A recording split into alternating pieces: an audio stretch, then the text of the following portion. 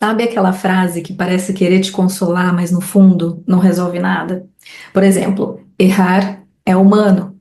Pois é, eu sei que é verdade, você também provavelmente sabe, só que quando eu erro, não parece que eu sou só humana.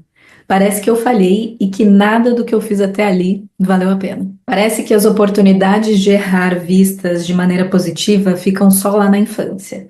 Na infância, errar é esperado. A criança tropeça, fala o nome das coisas errado, pergunta tudo, e ninguém estranha. É bonito ver alguém aprendendo. Tem algo de encantador nessa entrega sem medo, nesse não saber que ainda não carrega vergonha. Mas esse cenário vai mudando rapidamente, até antes da vida adulta, por expectativas, comparações e cobranças.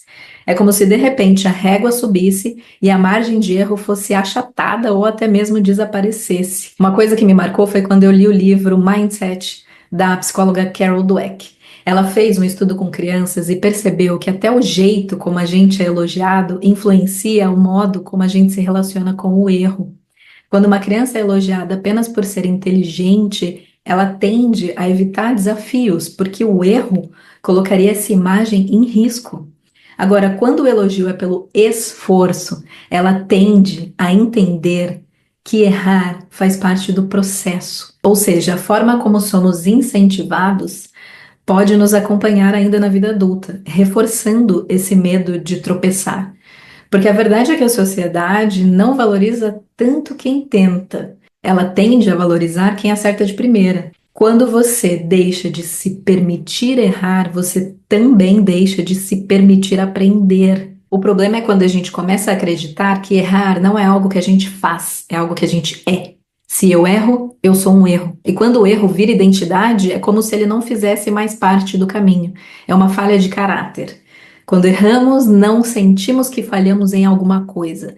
Sentimos que falhamos como alguém. E é por isso que, mesmo quando o erro já passou, a gente fica presa nele, revivendo e se punindo. E eu não estou dizendo aqui que todos os erros são leves. Alguns têm consequências sérias e devem ser tratados com responsabilidade, obviamente. O problema é quando a gente começa a carregar todos com o mesmo peso. E é aqui que entra um dos sentimentos mais silenciosos, mas também mais paralisantes, que é o medo do ridículo. O ridículo não é só errar, é errar sendo visto.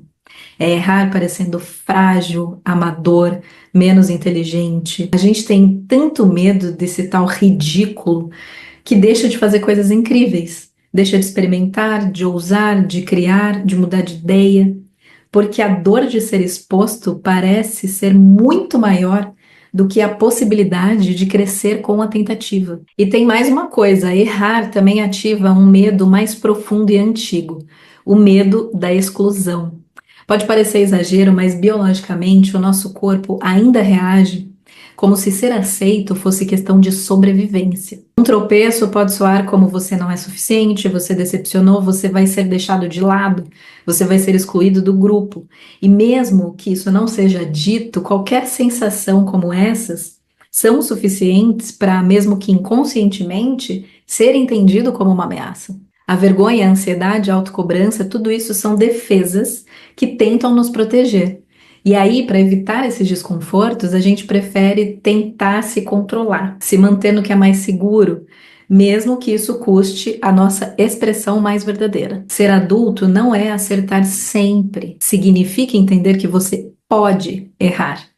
E ainda assim continuar sendo uma pessoa confiável, capaz, inteira. Essa régua invisível que nós criamos ou nos colocaram alimenta uma exigência que aos poucos sufoca, porque ninguém cresce fingindo perfeição. A gente cresce quando tem espaço para reconhecer o que não funcionou e transformar aquilo com consciência. A verdade é que errar faz parte do caminho, não é o fim do mundo. As grandes histórias de superação, inclusive, são exatamente as dessas pessoas que falharam, faliram, caíram, levantaram e aprenderam com seus erros. E a vida é isso mesmo, não tem como a gente fugir dessas coisas. A gente vai quebrar a cara de vez em quando. Agora, imagina se essas pessoas não tivessem tentado outra vez. Como é corajoso continuar tentando, mesmo depois de ter falhado. Você não precisa carregar um erro para sempre. Você pode olhar para ele com respeito e honestidade, mas não precisa se definir por ele. E você? Qual erro você ainda carrega como se fosse uma sentença? Eu vou ficando por aqui, vou pedindo para você deixar o seu like, se inscrever no canal, considere compartilhar esse vídeo com alguém que você acha que possa gostar dessa conversa e nós nos vemos em breve. Até lá!